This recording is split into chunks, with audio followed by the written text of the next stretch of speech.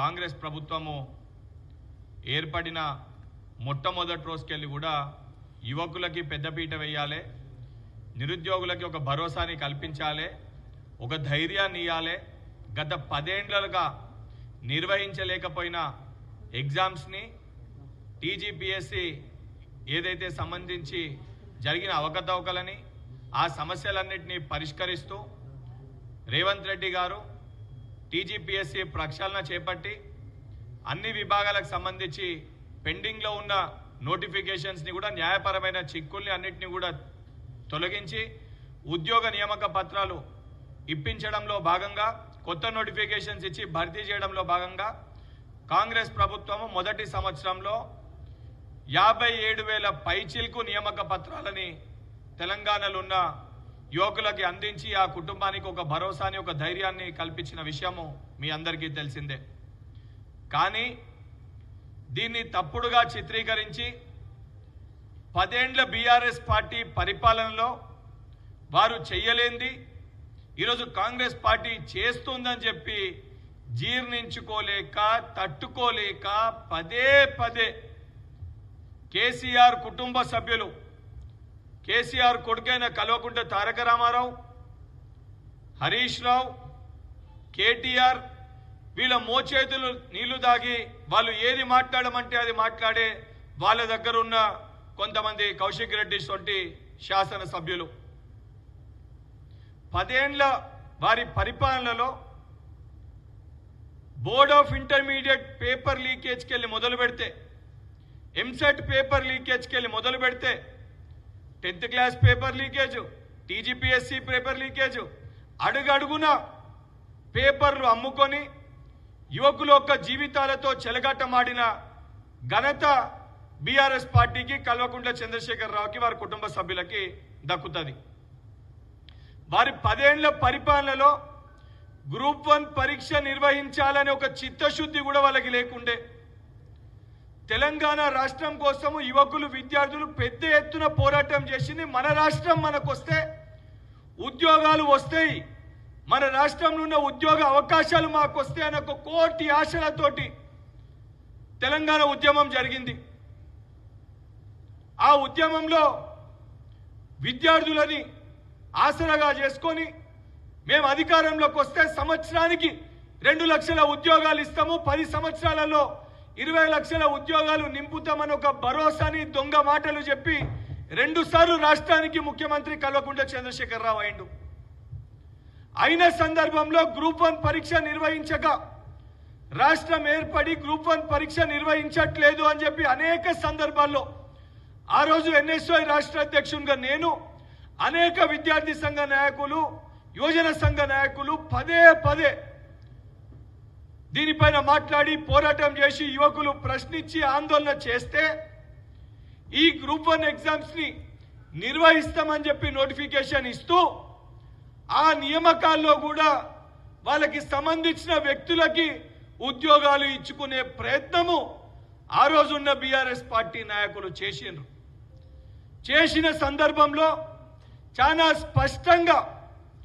Group 1 సంబంధించిన అదేవిధంగా ఆ రోజు టీజీపీఎస్సీ పరిధిలో నిర్వహించిన 7 నుంచి 10 ఎగ్జామ్స్ ఏవైతున్నాయో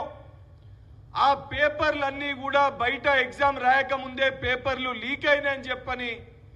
ఆ రోజు ఆధారాలతో సహా బయటికి వస్తే అర్హులైన యువకులకు ఉద్యోగాలు రావాలి, ఈ ఉద్యోగాలను కూడా బీఆర్ఎస్ పార్టీ నాయకులు అమ్ముకునే ప్రయత్నం చేస్తున్నారు. ఈ ఆధారాలు బయట పడ్డంగా కూడా దీనిపైన రాష్ట్ర ముఖ్యమంత్రి స్పందిస్తలేడు, వాళ్ళు మాట్లాడతలేరు, దీంట్లోకి వెళ్ళి తప్పించుకునే ప్రయత్నం చేస్తున్నారని చెప్పి తెలిసి అన్ని ఆధారాలు సేకరించి యువకులందరూ విజ్ఞప్తి చేస్తే ఆ ఆధారాలన్నిటితోటి ఆ రోజు గౌరవ పిసిసి అధ్యక్షులు రేవంత్ రెడ్డి గారితో వర్కింగ్ ప్రెసిడెంట్ మహేష్ కుమార్ గౌడ్ గారితో పార్టీ నాయకత్వంతో వాస్తవాలు వివరించి విద్యార్థి సంఘ రాష్ట్ర అధ్యక్షునిగా ఆ విద్యార్థులకి ఒక ధైర్యాన్ని భరోసానిచ్చి న్యాయస్థానాన్ని ఆశ్రయించడం జరిగింది. న్యాయస్థానంలో కోర్టులో ఏదైతే కేసు వేసిన తర్వాత న్యాయస్థానం వీటన్నిటిపైన విచారణ జరుపుతుందని తెలిసి ఒక భయంతో అప్పుడు కల్వకుంట్ల చంద్రశేఖరరావు మేలుకొని ఉన్న ఎగ్జామ్స్ అన్నింటినీ కూడా క్యాన్సిల్ చేసి ఆ రోజు ఉన్న టీజీపీఎస్సీ చైర్మన్ దీనిపైన ప్రెస్ మీట్ నిర్వహించడం జరిగింది. అది మీ హయాంలో మీరు చేసిన ఒక ఘనకార్యం. ఆ రోజు మేము మాట ఇచ్చిన విధంగా ఆ రోజు యువకులతోటి చిక్కడపల్లి సెంట్రల్ లైబ్రరీ కానీ లేదా ఉస్మానియా యూనివర్సిటీ కానీ దిల్సుఖ్ నగర్ కానీ ప్రతి చోట యువకులతో మాట్లాడి ఆ విద్యార్థుల బాధ ఏంది, ఆవేదన ఏంది తెలుసుకొని ఏ రకమైన మార్పులు కావాలి వారి యొక్క రిక్వెస్ట్లని టీజీపీఎస్సీ విద్యార్థుల దగ్గరికి తీసుకోవాలని చెప్పని టీజీపీఎస్సీని కూడా ఆ రోజు కోరడం జరిగింది. కోరిన తర్వాత టీజీపీఎస్సీ కూడా అందరినీ సంప్రదించి నిపుణులను సంప్రదించి టీజీపీఎస్సీ ప్రక్షాళన కాగానే కొత్త చైర్మన్ గా రిక్రూట్ కాగానే అందరినీ సంప్రదించి ఏ రకంగా చెయ్యాలని చెప్పని టీజీపీఎస్సీ ఒక ఇండిపెండెంట్ బాడీ. ఈరోజు నేను కూడా చాలా క్లియర్గా కల్వకుంట్ల కవిత మాట్లాడిన ఒక ప్రెస్ మీట్కి ఒక విద్యార్థి నాయకునిగా సహచర శాసన మండలి సభ్యునిగా పబ్లిక్ డొమైన్లో ఉన్న కొన్ని డాక్యుమెంట్స్ తోటి నేను కవిత గారికి కొన్ని ఎక్స్ప్లెనేషన్స్ ఇవ్వాలనుకుంటున్నా. ఎగ్జామ్ నిర్వహించే మొట్టమొదటి రోజుకెళ్ళి మా ప్రభుత్వం ఏర్పడినాక గ్రూప్ 1 పరీక్షని నిర్వహించాలని చెప్పని మొట్టమొదట టీజీపీఎస్సీ డెసిషన్ తీసుకొని నోటిఫికేషన్ విడుదల చేస్తే నోటిఫికేషన్ ఎందుకు విడుదల చేసిరని చెప్పి కోర్టులో పోయి కేసు వేసారు. దాని తర్వాత కొత్త అభ్యర్థులకు ఎగ్జామ్ రాసుకునే అవకాశం కల్పిస్తే కొత్త అభ్యర్థులకు ఎట్లా ఎగ్జామ్ రాసుకునే అవకాశం కల్పిస్తారని చెప్పి కోర్టులోకి వెళ్ళి కేసు వేసారు. దాని తర్వాత ఏపీపీఎస్సీ ఇతర స్టేట్స్ ఫాలో అయ్యే ప్యాటర్న్ ప్రకారంగా జియో నెంబర్ 29 ప్రకారంగా ప్రొసీజర్ ప్రకారంగా సిస్టమ్ ప్రకారంగా అన్ని రూల్స్ని తీసుకొని వచ్చి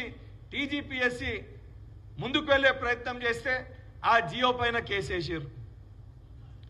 ఎగ్జామ్ నిర్వహించడానికి ప్రయత్నం చేసిన మొట్టమొదటి రోజుకెళ్ళి కూడా అడుగడుగున ఏ రకంగా ఈ నోటిఫికేషన్ ఆపాలే, ఏ రకంగా ఈ ఉద్యోగ నియామకాలను ఆపాలే అనే ఒకటే ఒక లక్ష్యం తప్ప ఎక్కడన్నా కూడా ఒక బాధ్యతతోటి 10 ఏళ్లలో మేము చెయ్యలేకపోయింది వీళ్ళు చేస్తుండ్రు. యువకులకి పాపము 10 ఏళ్లకెళ్ళి ఏదైతే మా హయాంలో గ్రూప్ 1 ఎగ్జామ్ కోసం వేచి చూస్తున్న యువకులకి ఇప్పుడు ఎగ్జామ్ నిర్వహిస్తుర్రు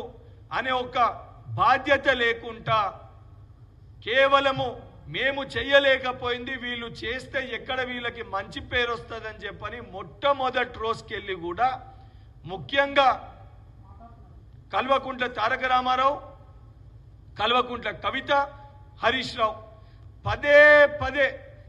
ఏ రకంగా ఈ ఎగ్జామ్ని ఆపాలనే ఒక ధోరణిలో వారి యొక్క ప్రవర్తన చాలా స్పష్టంగా కనిపిస్తుంది. ఆ రోజు న్యాయస్థానంలో కోర్టులో కేసు వేసి ఎగ్జామ్ కండక్ట్ చేస్తున్నప్పుడు కేటీఆర్ మాట్లాడుతూ కూడా ఎగ్జామ్ క్యాన్సిల్ అవుతుంది సుప్రీంకోర్టులో, మీరు ఎగ్జామ్ రాయకూడదని చెప్పని ఆ రోజు యువకులని తప్పుదో పట్టించి కొంతమంది యువకులు ఎగ్జామ్ రాయకుండా ఉండనీకి కూడా ఇదే కల్వకుంట్ల తారక రామారావు బాధ్యత వహించాల్సి వస్తుంది. గతంలో మేము కూడా కేసులు వేసినాం. గతంలో మేము కేసులు వేసినప్పుడు ఏ రోజు కూడా మీడియా మిత్రులని ఎక్కడన్నా కూడా మీరు గతంలో వెళ్ళి మీరు వెరిఫై చేసుకోవచ్చు. కేసు వేసినప్పుడు విద్యార్థులని ఎక్కడ కూడా తప్పుదో పట్టించే ప్రయత్నం మేము చేయలేదు. మీరు ఎగ్జామ్ ప్రిపేర్ కండి, మీరు రాసుకోండి, న్యాయస్థానం ఏదైనా తీర్పిస్తే అవి బయటికి వస్తాయి, దాని తర్వాత దానిపైన మాట్లాడవచ్చు అనేది చెప్పినాము. ఎందుకంటే బాధ్యత గల పౌరులుగా విద్యార్థులకి మంచి చేయకపోయినా చెడు చేసే ఒక ఉద్దేశం మనకు ఉండకూడదు అనే ఒక ఆలోచనతోటి ఒక విద్యార్థి నాయకునిగా నాకున్న ఒక జ్ఞానం కూడా ఈరోజు సుదీర్ఘ రాజకీయంలో ఉన్న మీకు మీ కుటుంబ సభ్యులకు లేకపోవడము ఒక దౌర్భాగ్యము.